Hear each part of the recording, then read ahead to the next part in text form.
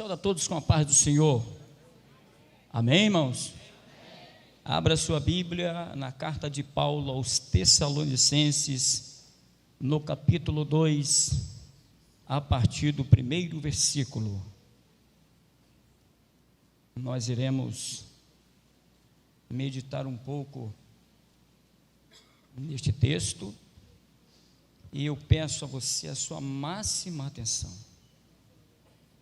Se algum dia você teve atenção, eu preciso dela 100% hoje. Amém? Talvez eu não tenha capacidade total para transmitir o que está aqui, mas eu tenho certeza que o Espírito Santo depois vai te orientar ainda mais.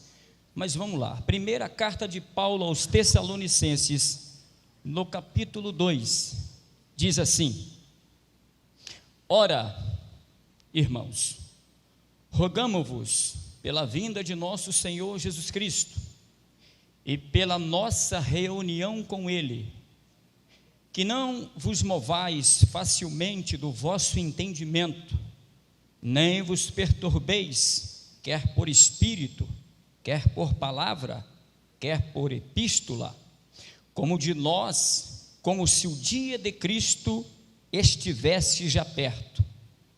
Ninguém de maneira alguma vos engane, porque não será assim, antes que venha a apostasia e se manifeste o homem do pecado, o filho da perdição, o qual se opõe e se levanta contra tudo o que se chama Deus ou se adora, de sorte que se assentará como Deus no templo de Deus, querendo parecer Deus. Não vos lembrais de que estas coisas vos dizia quando ainda estava convosco? E agora, vós sabeis o que o detém, para que a seu próprio tempo seja manifesto, porque já o ministério da injustiça opera, somente a um que agora o resiste ou o detém, até que do meio seja tirado, e então será revelado o iníquo, a quem o Senhor desfará pelo assopro da sua boca, e aniquilará pelo esplendor da sua vinda. A esse, cuja vinda é segundo a eficácia de Satanás, com todo o poder e sinais e prodígios de mentira, e com todo o engano da injustiça, para os que perecem, porque não receberam o amor da verdade para serem salvos, ou para se salvarem, e por isso Deus lhe enviara a operação do erro, para que creiam na mentira. Amém? Assentai-vos em nome de Jesus. Meus irmãos, bem verdade que eu poderia nesta noite pregar uma mensagem, eu até tinha anotado, mas o Senhor me levou a este texto, e na verdade já há muitos dias, e a gente fica, ao receber uma mensagem, a gente vai analisando, né, como se diz no nosso cotidiano, a gente coloca lá no azeite e deixa esperar um pouquinho fermentar, deixa lá a gente ter algumas outras informações para que a gente possa corroborar o nosso argumento. Eu acabei de ler esta noite uma palavra de extrema importância, e ela se encaixa exatamente nos dias em que nós estamos vivendo. Existem muitas especulações, curiosidades, afirmações, que nem todas as vezes têm embasamento bíblico. Confunde-se a uma linha de interpretação muitas das vezes herética, controvérsia, sem base nenhuma biblicamente falando. Paulo, na sua carta aos Tessalonicenses, é bom lembrar que a carta de Paulo aos Tessalonicenses, esses 2 livros, foram os 2 primeiros livros a serem escritos na Bíblia. Foram escritos aproximadamente no ano 53 a 55 da era cristã. 1ª e 2ª Tessalonicenses trata exatamente sobre a vinda do Senhor e tudo aquilo que está relacionado com a volta de Jesus. Fala Paulo a respeito do arrebatamento, da ressurreição dos santos, dos galardões, da transformação dos vivos que aqui ficarão. Paulo faz uma revelação completa na 1ª carta e na 2ª carta de Paulo aos Tessalonicenses. É bem verdade que este grupo de pessoas não tinha uma boa Bíblia, Scofield, Pentecostal, Plenitude. Na verdade, os crentes da antiguidade não tinham Bíblias. A informação muitas das vezes estava apenas com os líderes, e aí ia se passando o esquema doutrinário e as pessoas guardavam aquilo no coração. Nós louvamos a Deus porque na atual dispensação nós temos Bíblias de vários idiomas, de várias versões, temos compêndio, comentário, enciclopédia, dicionário, temos uma gama de ferramentas à nossa disposição para entendermos melhor a doutrina bíblica. Paulo então nesta carta ele faz uma revelação sobre a volta de Jesus, e ele ao perceber o movimento na igreja em Tessalônica, qual era o movimento? Havia uma grande confusão, porque as pessoas, apesar de serem ensinadas sobre a volta de Jesus, ainda estavam sendo movidas ou levadas ao descrédito em relação aos acontecimentos futuros. Muitos dos falsos mestres naquela época introduzia nas casas daquelas pessoas que ainda eram neófitas, ou seja, recém-convertidas, e não tinha o entendimento pleno das verdades bíblicas. Então muitos se desviavam da verdade. Paulo então, como apóstolo dos gentios, o homem de maior conhecimento no Novo Testamento, ele começa a descrever os acontecimentos de forma cronológica. Você vai perceber no texto que eu li aqui esta noite, que Paulo fala assim: olha, eu não quero que vocês movais do vosso entendimento, ou seja, guarda aquilo que vocês aprenderam. O que vocês aprenderam é a verdade absoluta. Por quê, irmãos? A Bíblia Sagrada contém doutrinas irrefutáveis. A Bíblia é a palavra de Deus. Ela não apenas contém a palavra de Deus, ela é a palavra de Deus na sua máxima importância e significado. Então não há como desfazer as verdades aqui contidas, porque esta é a palavra de Deus, e nela estão os fundamentos da vida cristã.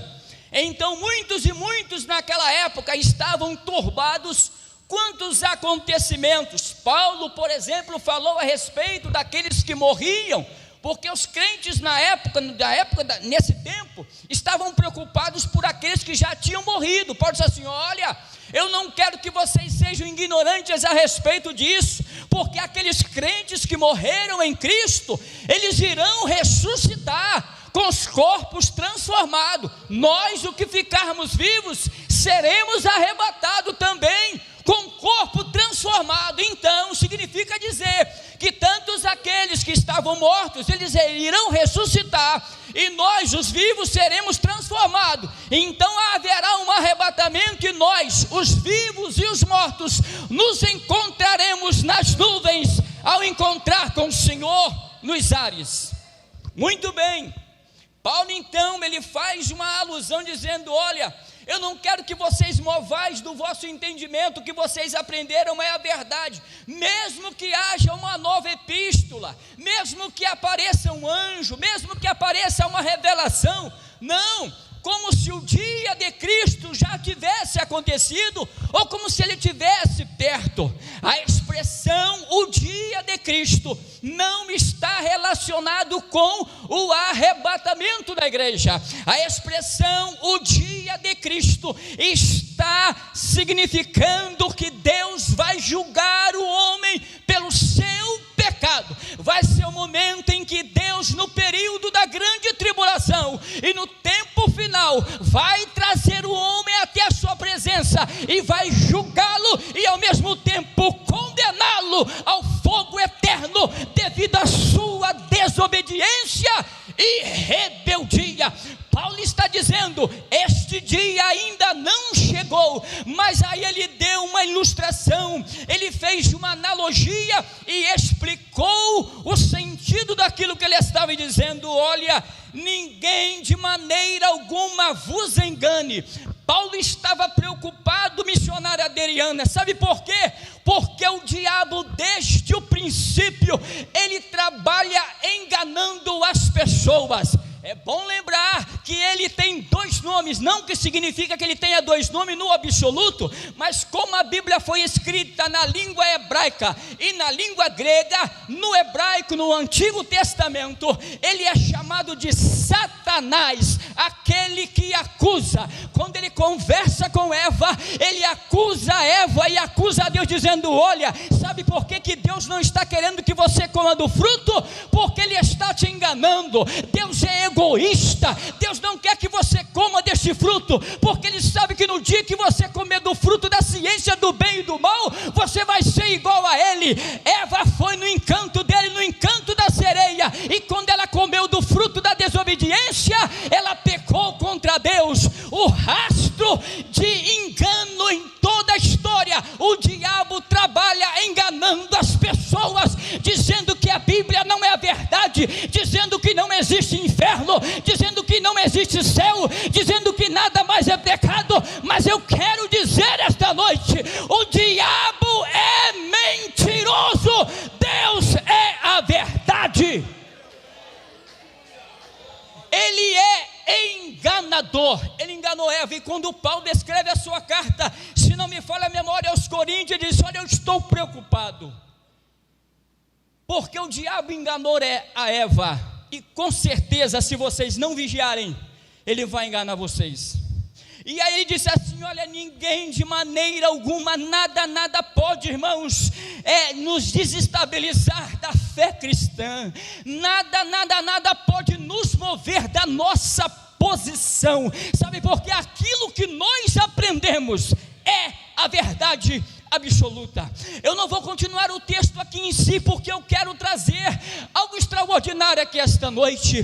Paulo, neste texto, ele fala de um homem, e vocês sabem melhor do que eu que Paulo está falando da pessoa do anticristo, que não vai se revelar enquanto a igreja estiver aqui. Daqui a pouco eu vou desenvolver isto aqui melhor, mas Paulo fala aqui, meu diácono Fernandes, que existe um sistema operando, mesmo que as pessoas não percebam, mesmo que as pessoas não sintam, existe um mistério agindo no mundo. É um sistema, e este sistema tem um capitão, este sistema tem um chefe, e este chefe se chama Satanás. E esse plano, esse sistema, ele começou lá na eternidade, quando ele, no coração dele, ele intentou uma rebelião. Nunca diga que o diabo tentou lutar contra Deus, isso nunca vai acontecer. Não aconteceu no passado e nem vai acontecer no futuro. Porque se eu disser que Deus vai travar uma guerra com o diabo, uma batalha, não vai ser uma batalha, não vai ser uma luta, vai ser um massacre. Deus não luta com o diabo, Deus não precisa lutar com o diabo para derrotá-lo. E me pergunta, como é que Deus derruba o diabo? Como é que Deus vence o diabo? Eu vou te mostrar. Quando ele voltava de rodear a terra, ele disse assim: Satanás, de onde você vem? Olha, de rodear a terra e de passear por ela. Você observou meu servo Jó? Observei. Viu que ele é fiel? Vi. Viu que ele é íntegro? Vi. Viu que ele é temente a Deus e se desvia do mal? Sim, senhor. Aí ele disse assim: mas também ele não serve o senhor debalde. Aí disse assim, pele por pele, você vai ver que ele te nega na tua face. Deus falou assim, então vai lá, fere ele, para ver se ele vai me negar mesmo. Deus já sabia que Jó não ia negá-lo. O diabo imediatamente saiu da presença de Deus e foi lá e feriu a Jó. O diabo foi exatamente nos filhos de Jó, matou os filhos de Jó, prejudicou a família de Jó. E quando o diabo pensou que iria vencer a fé de Jó, e olha que Jó não tinha nenhuma promessa, olha que Jó não tinha nenhuma Bíblia, olha que Jó não tinha nenhum cantor cristão, olha que Jó não tinha nenhuma Bíblia de versão atualizada. Jó nunca teve um culto na sua casa de uma igreja. O único culto que ele tinha era da família dele. Mas quando tudo aconteceu de errado, e Deus lá do céu viu, quando a desgraça entrou no seu lar, ele se curvou diante de Deus e disse, Deus deu, Deus tomou, bendito seja o nome do Senhor. Irmão, foi um tapa bem dado na cara do diabo. Ali o diabo estava sendo derrotado. Deus usa a nossa fé para vencer a Satanás. Aleluia. O diabo, deixa eu te explicar uma coisa, ele tem um desejo enorme de dominar o mundo. A maior vontade de Satanás é de ter o domínio absoluto, de governar. A raiva dele contra Adão é que Deus houvera colocado Adão para administrar o paraíso, e isso era ele que queria. Ele queria isso, ele tem um ego muito grande, ele quer dominar, ele quer governar, ele quer administrar, e não gostava que Deus estava acima. E aí, se você ler Ezequiel capítulo 28, você vai entender isso. Quando Deus deu a sentença, ele disse assim, olha, no teu interior encheste o teu coração de violência, e por causa da tua vaidade, por causa da tua violência, por causa do teu ego, tu está pensando que eu não vi, tu comercializou e disse, na multiplicação do teu comércio. Sabe o que significa isso? Você sabe muito bem o que é comércio. Você compra uma roupa por 10 e coloca na sua loja e vende por 15 ou 20, você está comercializando, você está ganhando. O termo hebraico aqui é comércio de palavras. Ele era o chefe dos anjos, o querubim ungido. Ezequiel falou sobre isso, mas sabe o que ele fez? Na eternidade, ele chegou para o anjo assim, olha, hoje eu sou um querubim ungido, mas amanhã eu vou ser igual ao Todo-Poderoso. E ia falando com um, e um passando para o outro, a multiplicação do seu comércio, um foi espalhando para o outro. Ele convenceu a terça parte dos anjos. Quando ele pensou que tinha todos os anjos ao seu dispor, Deus o expulsou do céu e jogou ele lá de cima. Sabe por quê? Ninguém toma a glória de Deus. Mas só que tem um problema. Rapaz, esse Deus é terrível. Esse Deus é tremendo. Não é que Deus vai dar ao diabo a oportunidade dele governar? Você sabe melhor do que eu que o anticristo vai dominar aqui por 7 anos. Os professores aqui sabem disso.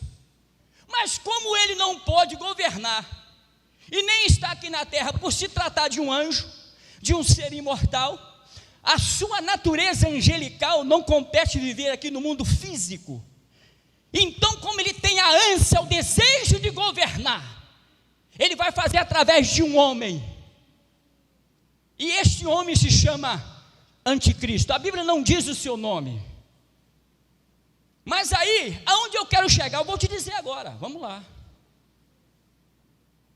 Na primeira carta de João, no capítulo 2, ele diz assim, filhinhos, é já a última hora, e como ouvistes que vem o anticristo, também agora muitos se têm feito anticristos, por onde conhecemos que é a última hora. O que eu quero dizer é que tem um sistema implantado, só que o anticristo, o agente do diabo, a personificação do diabo, porque ele não pode aparecer pessoalmente aqui na terra, ele não pode dominar. Então o que ele vai fazer? Ele vai se personificar na pessoa do anticristo. Só que tem um problema, como o anticristo não pode se manifestar, e daqui a pouco eu vou tentar falar sobre isso, ele atua no momento através daqueles que são chamados anticristos. E quem são estes?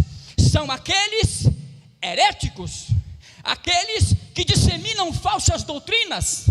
No tempo de João, havia um grupo que negava que Jesus veio em carne. Aí João diz assim: aquele que nega que o Filho de Deus não vem em carne é do espírito do anticristo, é mentiroso. Jesus foi homem, herdou a natureza humana para eliminar o poder do pecado. O que nós estamos vendo, irmãos, o anticristo ainda não se manifestou. E você talvez me pergunta por que ele não se manifestou. Eu vou ler de uma vez para não ficar um vácuo.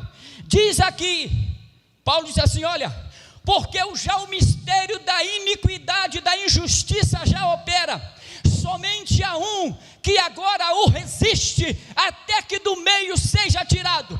O anticristo quer se manifestar na terra, ele quer se revelar na terra, ele quer já fazer o seu plano de governo. O diabo quer usar o anticristo para que o plano seja executado, mas não pode acontecer enquanto a igreja estiver aqui. Ele só vai se manifestar, ele só vai se revelar quando esta igreja for daqui para o céu. Existe um sistema.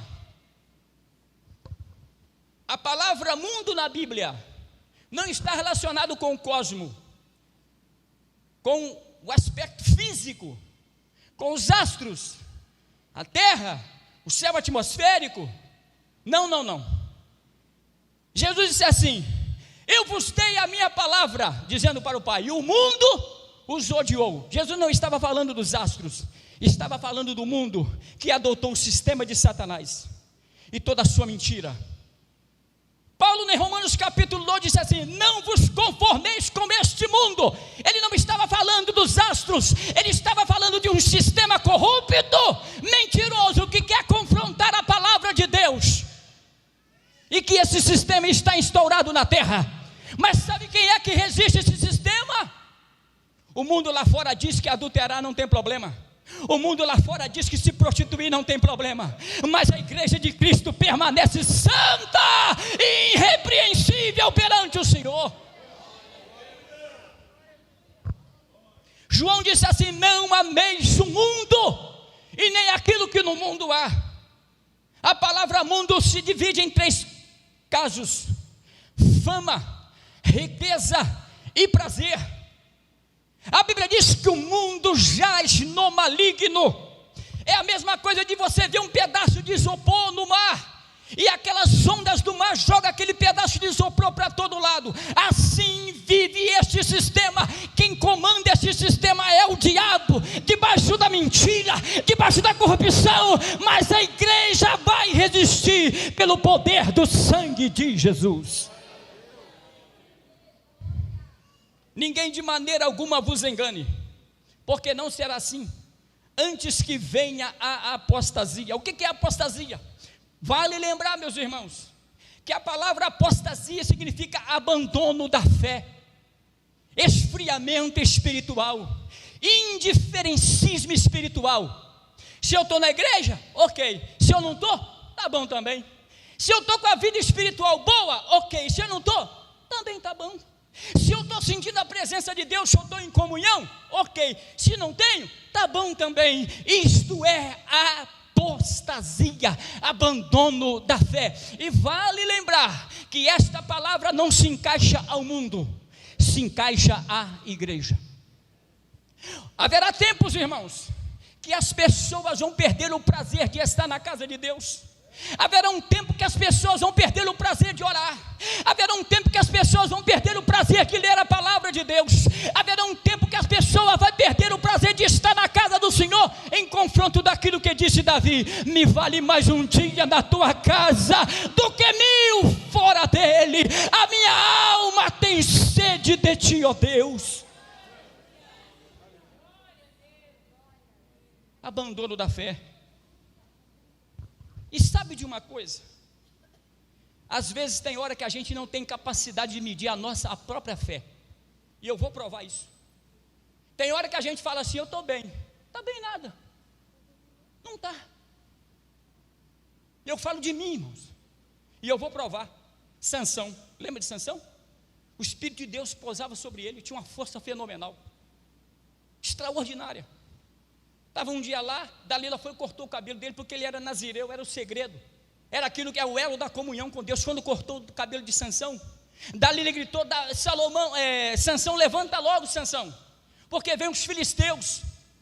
Aí Sansão disse assim: pode ficar despreocupado, porque eu vou matar esses filisteus como das outras vezes.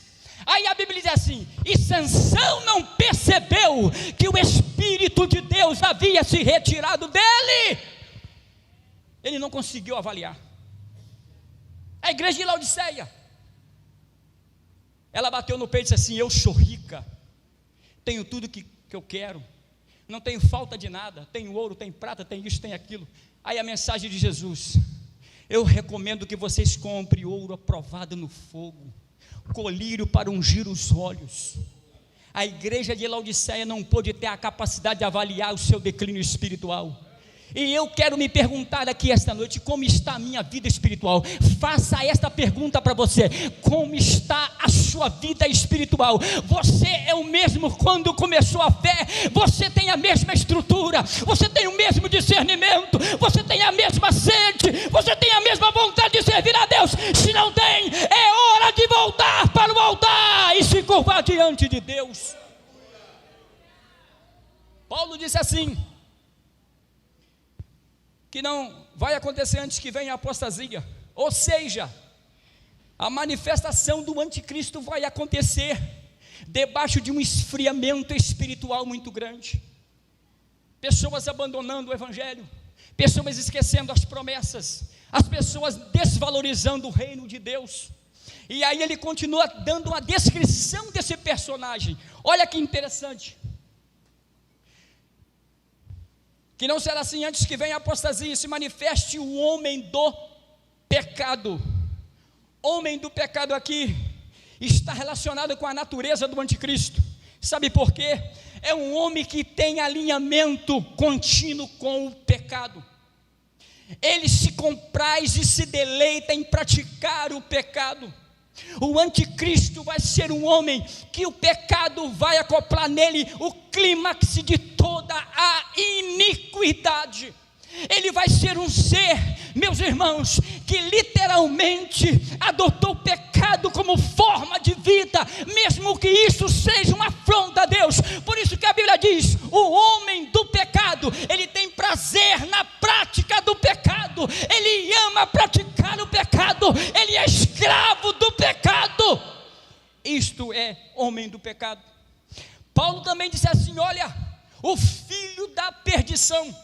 Deixa eu te dizer uma coisa, esta palavra filho da perdição aplica-se a 3 pessoas na Bíblia. Primeiro, filhos da perdição são aquelas pessoas que Deus, pela sua onisciência e presciência, sabe se serão salvos ou não. Exemplo, Deus sabe exatamente se você será salvo ou não. Ele sabe quantos serão salvos. Ele sabe se eu serei salvo. Então existe um grupo que é filhos da perdição. Significa dizer, não é que Deus não os amou, não é que Deus não estendeu para ele a salvação, é que Deus sabe que eles nunca aceitarão o evangelho. Então está decretado: filhos da perdição. Existe um outro termo aplicado a Judas: filho da perdição. Jesus disse assim: olha, pai, ninguém se perdeu a não ser o filho da perdição. Ou seja, Judas não era para ser o traidor, mas teria que ter um, e esse um era o filho da perdição, ou seja, aquele que se perdeu. Mas diferente do anticristo, Judas, se quisesse se arrepender, poderia. Até se discute se ele foi salvo ou não, isso não é um mérito, é irrelevante nesse momento. Mas quanto ao anticristo, ele é chamado filho da perdição. Este homem é o único homem da Bíblia que nasceu destinado ao inferno eterno. Ele, pelo fato de aceitar o plano do diabo, pelo fato de acoplar a personalidade satânica, ele não terá direito ao arrependimento. Ele nunca será salvo. Deus o aprovação. Por isso, ele é chamado filho da perdição. Agora, por outro lado, que é o que é mais espantoso, ele é chamado iníquo. A palavra iníquo significa o sem lei. Quando Deus deu a revelação a Daniel no capítulo 7, versículo 25 do livro do profeta Daniel, Daniel estava falando deste personagem, que até aquele momento ele não entendia. Ele até procurou entender. Aí o anjo Gabriel disse assim: olha, Daniel, fecha as profecias, porque isso não é para você entender. Os sábios entenderão. Quem entendeu foi Paulo, e descortinou a revelação bíblica.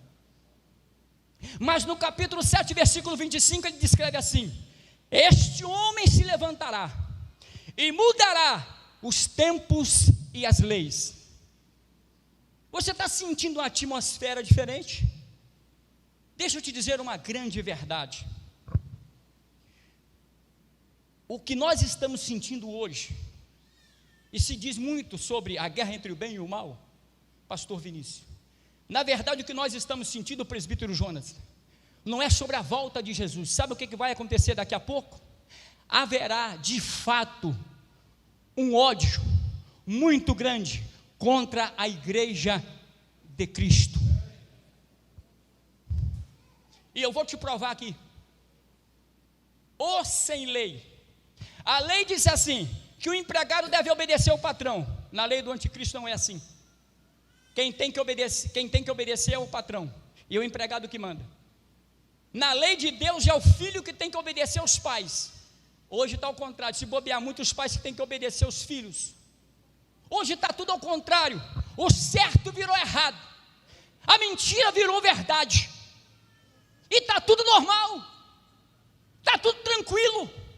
O mundo está ao avesso, está tudo descortinado, irmão, diante dos nossos olhos. Mas não é o anticristo operando, Geilson. João disse assim: muitos anticristos. Quem são os anticristos? São os heréticos, são os falsos mestres, que pelo seu entender, e olha, pastor Eli, o problema é que muitos, e isso é bíblico, irmãos, muitos desses falsos mestres não saíram do mundo, saíram de dentro da igreja, pelo fato de se apostatarem, inverteram a ideia bíblica, e agora começam a pregar ao contrário. São falsos mestres a serviço das trevas. Isto é um perigo muito grande. Nós estamos vivendo ao avesso. Isto é perigoso, irmão, sabe por quê? De vez em quando eu lembro a história de Ló. Ló saiu da presença de Abraão. Não pensa os irmãos que ele foi diretamente para Sodoma. Ele enxergou Sodoma de longe, e disse: é para lá que eu vou. Mas ele não foi diretamente. Ele pegou a tenda dele, faz de conta que Sodoma é lá perto daquele teclado ali. Ele arrumou a tenda aqui, ficou um tempo, morou um tempo ali, aí montou uma tenda aqui, e foi chegando devagarzinho, até chegar em Sodoma. E se Deus não tivesse misericórdia, ele perderia a fé. A apostasia, o esfriamento na fé, não acontece diretamente, instantaneamente, vai acontecendo aos poucos, aos poucos. Produção de quem? Artifício de quem? De Satanás. João disse assim, que além do anticristo, tem os anticristos, e além dos anticristos, tem o espírito do anticristo. Você sabe melhor do que eu, irmãos. Olha o estado da nossa juventude hoje, como é que está? Uma juventude totalmente rebelde, desobediente, malcriada, preguiçosa, um absurdo. Eu não sou pastor de igreja, eu estou pregando, irmãos, o que nós estamos vendo biblicamente, é o que está acontecendo, porque além da doutrina ser distorcida pelos heréticos, há um espírito do anticristo agindo nos corações, produzindo rebeldia e desobediência, e ninguém está percebendo. Há poucos dias, meu netinho estava com o celular, aí a missionária Marta veio falar comigo. Eu falei: eu já vi esse desenho, é um desenho do bonequinho de pelúcia, azulzinho, com a boca assim, toda dentada. Aquele é demônio, irmãos. Aí a criança abaixa aquele celular, eu falei, mas onde você baixou isso? Ah, vovô, é muito bonitinho. Aquele é demônio. O diabo tem um projeto para destruir as famílias. O diabo tem um projeto para destruir as nossas crianças. Irmãos, está acontecendo diante dos nossos olhos. Nós temos que ter a sensibilidade de Deus para perceber a atuação do mal. Eu vi um filme chamado Senhor dos Anéis. Este filme é de produção evangélica. E tem um momento, irmãos, que o mago se encontra com um guerreiro, e eles olham lá no horizonte, e tem vários relâmpagos, a escuridão lá no horizonte, a escuridão, relâmpagos. Um diz para o outro assim: o mal nunca dorme. Lembra da parábola do joio e do trigo? É isso. Pois bem, então será revelado o iníquo, sem lei. Irmãos, estamos vivendo tempos tenebrosos. A lei deixou de ser verdade absoluta. Agora tem o seguinte, olha o que está escrito aqui: o mistério da injustiça já opera, porém há um que resiste.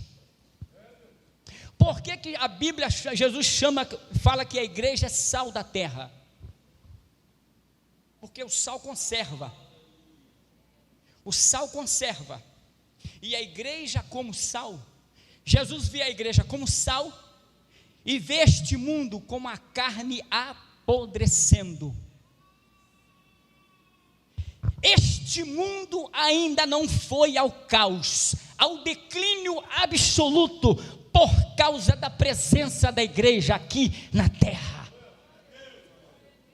É a igreja que resiste os maus costumes, é a igreja que resiste o pecado na sua forma absoluta, é a igreja que resiste o mal, é a igreja que combate o inferno. Por quê? Porque a igreja é templo do Espírito Santo.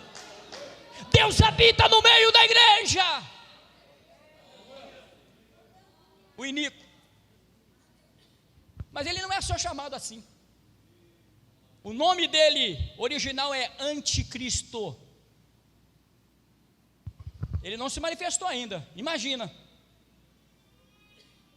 Ninguém sabe a hora, porque isso só vai acontecer após a igreja ser arrebatada.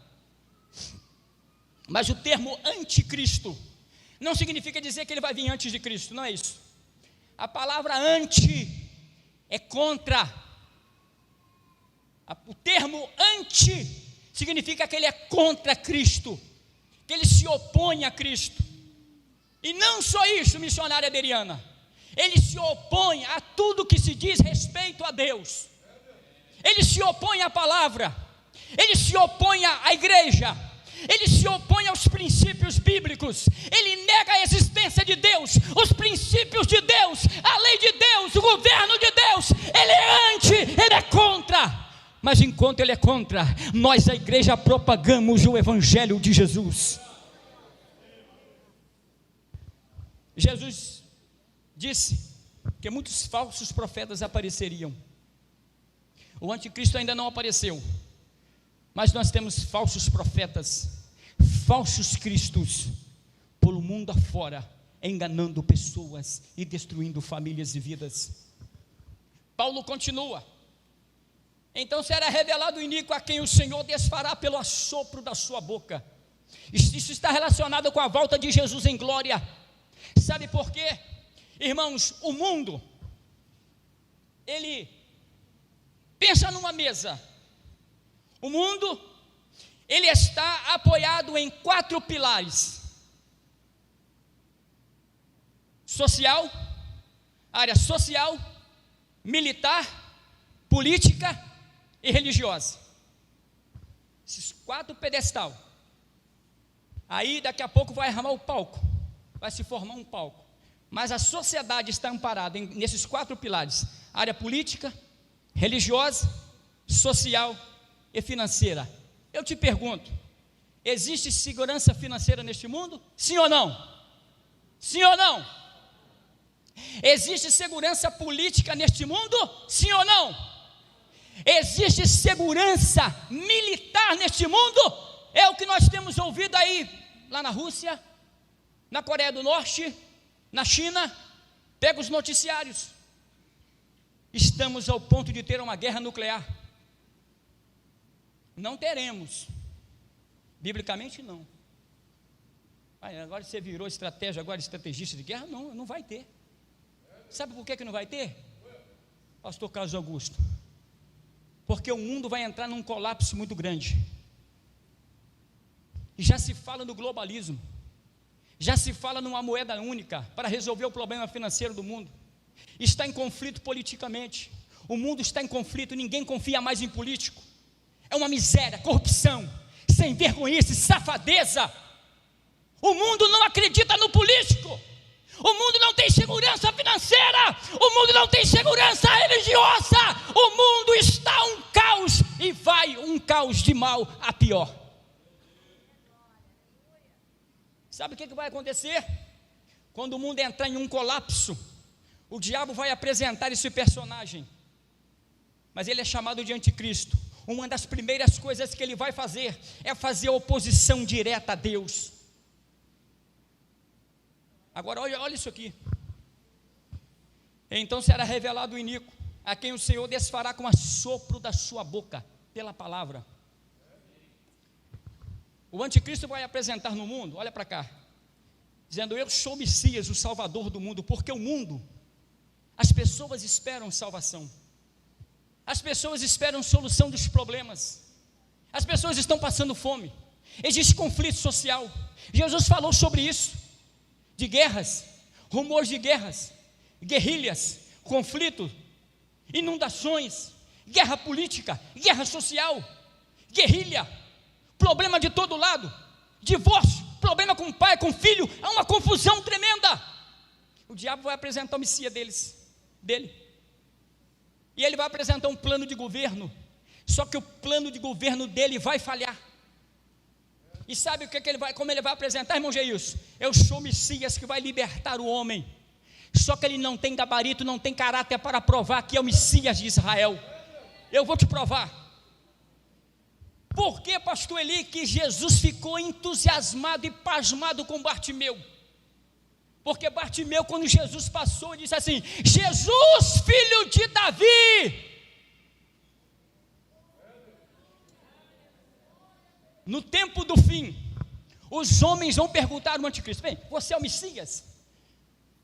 Então me dá o seu atestado de que você é descendente de Davi e que tem direito no trono, de que você pode reinar sobre as nações, de que você é o filho de Deus.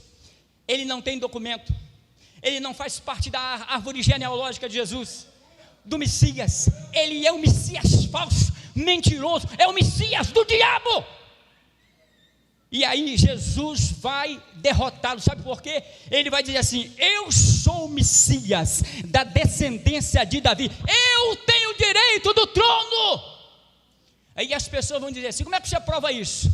Genealogia de Mateus, Jesus é apresentado como leão da tribo de Judá, e para identificar a sua natureza divina, está em João que ele era o verbo e o verbo se fez Deus. Mas muito mais do que isso, sabe como que ele vai provar que ele é o Messias de Israel? Ele vai apresentar os cravos. Ele vai apresentar, ele vai abrir e vai mostrar o furo da lança, vai mostrar os cravos nas mãos e nos pés. Aleluia! Pelo poder da palavra, Jesus irá derrotar o anticristo, porque ele é o rei de Israel.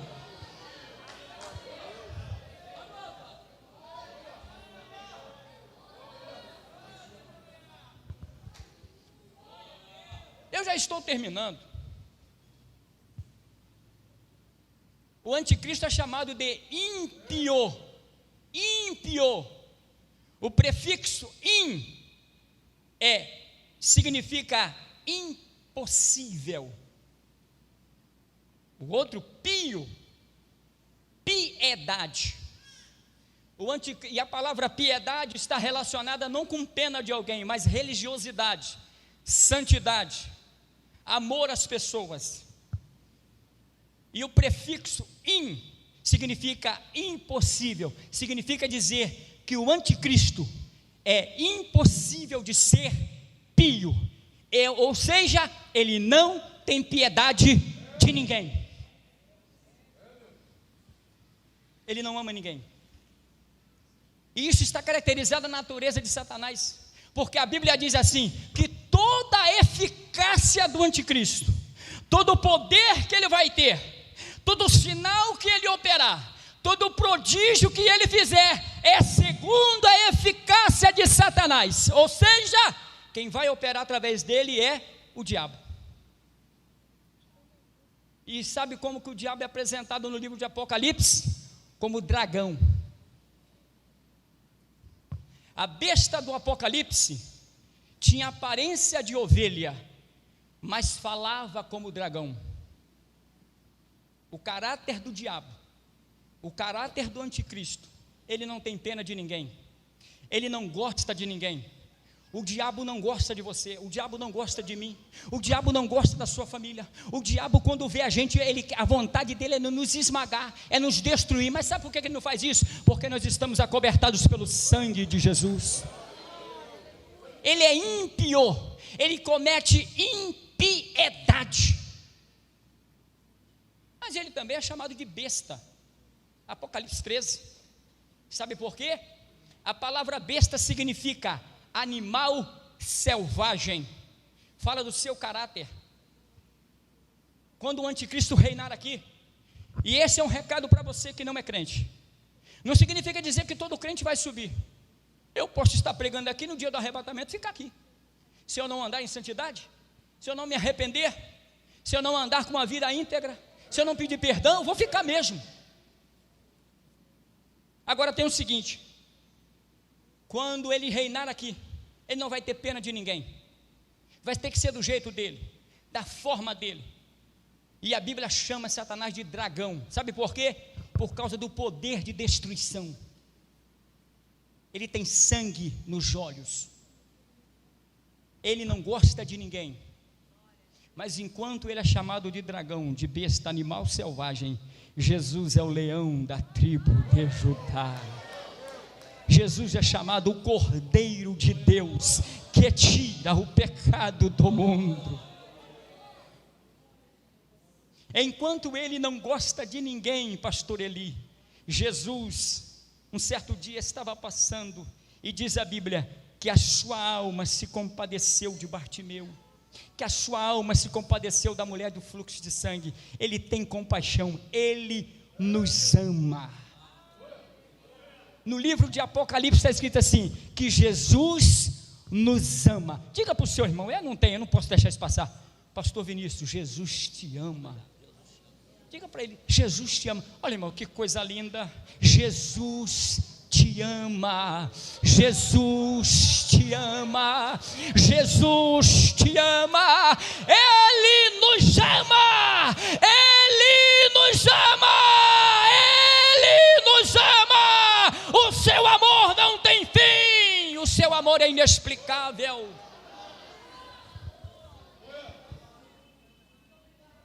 Há um sistema agindo no mundo. Percebamos isto, irmãos. Haverá um tempo que a igreja, o que nós estamos sentindo hoje, não é a expectativa da volta de Jesus. Entenda bem, o dia de Cristo aqui não é a sobrevolta.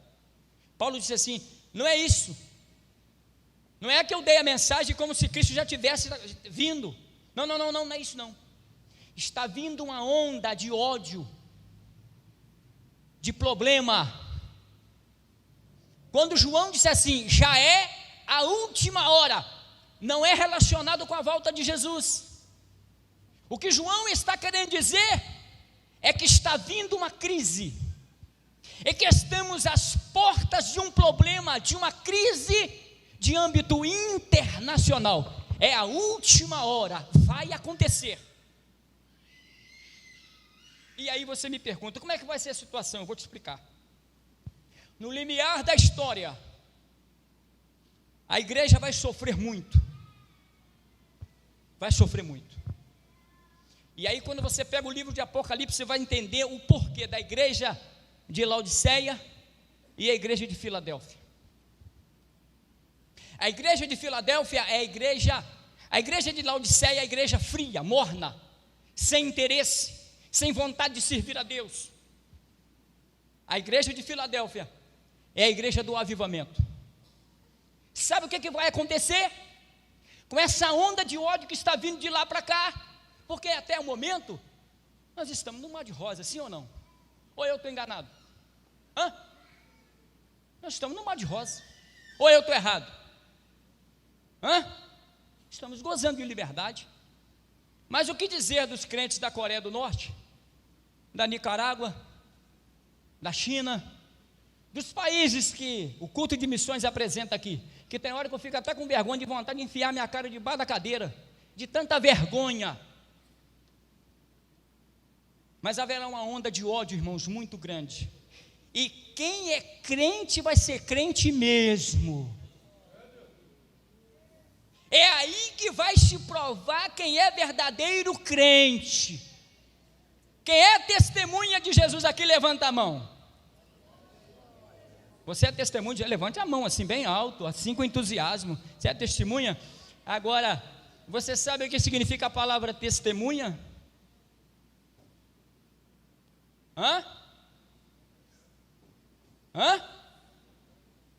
A palavra testemunha significa mártir. Aquele que está disposto a morrer pelo Evangelho. Quem está disposto a morrer pelo Evangelho aqui, levante a mão.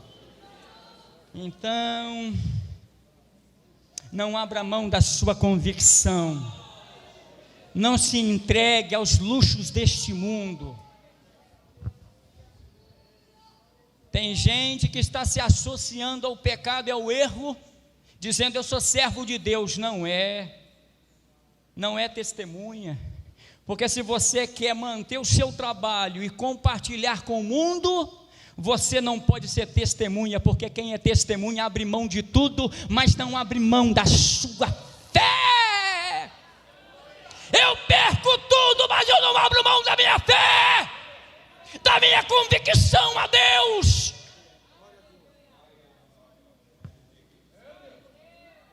A qualquer preço eu abro mão da minha convicção, da minha fé, meus irmãos.